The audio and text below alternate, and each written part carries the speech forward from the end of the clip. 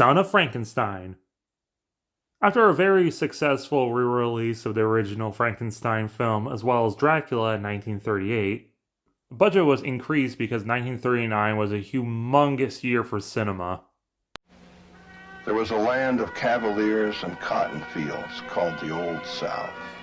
Here in this patrician world, the age of chivalry took its last bow. Here was the last ever seen of the knights and their ladies fair, of master and of slave. Look for it only in books, for it is no more than a dream remembered, a civilization gone with the wind, gone with the wind. Originally it was supposed to be in color, but they didn't think it looked quite white, so they decided to go back to black and white. But as seen here, there is test footage showing what the color would have looked like. The film set several years after Bride of Frankenstein, with the son of Hank Frank, Wolf Frankenstein, played by Basil Rathbone. He moves back into the old castle he inherited, but everyone hates him because of his dad. Wolf checks out the remains of the lab, and there's a squatter in there. This is Igor, played by Bela Lugosi. He claims to be an old assistant of Frankenstein, even though we've never seen him before. He's a mysterious, creepy figure who supposedly survived being hung, so he might be Frisk from the first film. He also has the monster who's been in a coma for a while and is wearing a rug as a vest for some reason. And apparently not because he survived an explosion, but he's in a coma because he was struck by lightning. He finds 2 bullets in his heart. He was definitely shot in the last film, but I didn't think anyone actually hit him in the heart area, but whatever.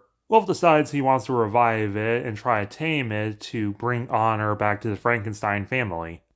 The monster is still played by Karloff, and he spends a long time just laying around until he finally gets revived, and there's this great scene where he stares down Wolf like he kind of recognizes him as Frankenstein. Then he sees himself in a reflection. Much like an animal, he doesn't recognize himself at first, but then he gets upset when he realizes it is him. Without any dialogue, you can recognize how the monster's feeling and feel bad for him. And also, for some reason, the monster doesn't talk in this film, unlike in the last film.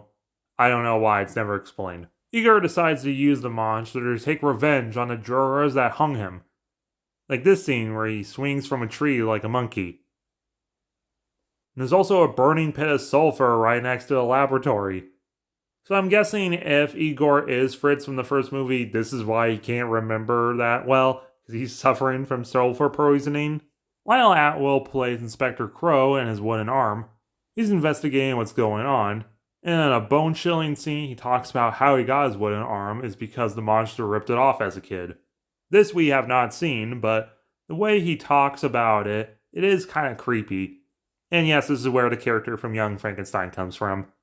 And speaking about Young Frankenstein, Wolf has a son named Peter, played by Donnie Dungan, who plays young Bambi. He's not really important, but the reason I bring him up is because Gene Wilder in Young Frankenstein is the grandson of Victor Frankenstein. And they both have curly hair, so if you really want to, you could say they are the same person. But in the last few minutes, everything wraps up super quick.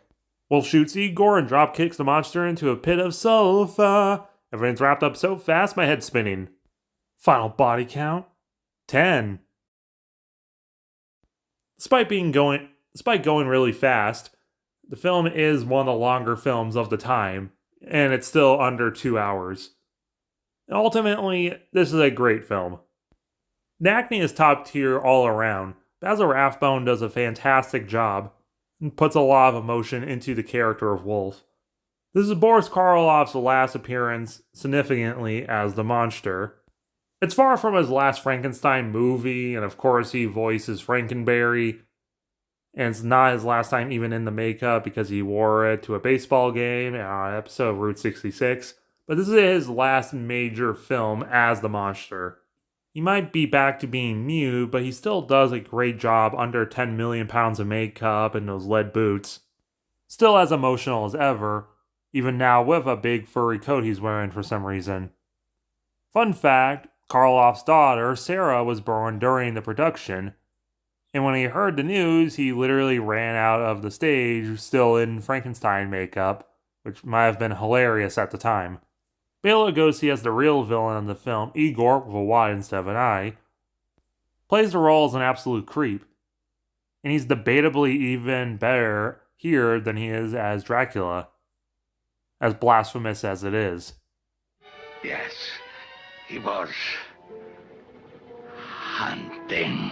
He's just so mysterious and weird. And also, I'm pretty sure he's the reason why you have the hunchback assistant stereotype in these kind of films.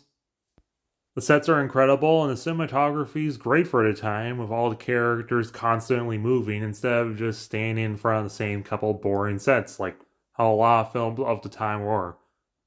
Overall, this is one of those films that gets better with every view.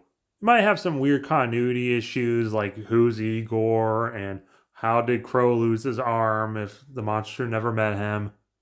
But I definitely recommend it. 10 out of 10.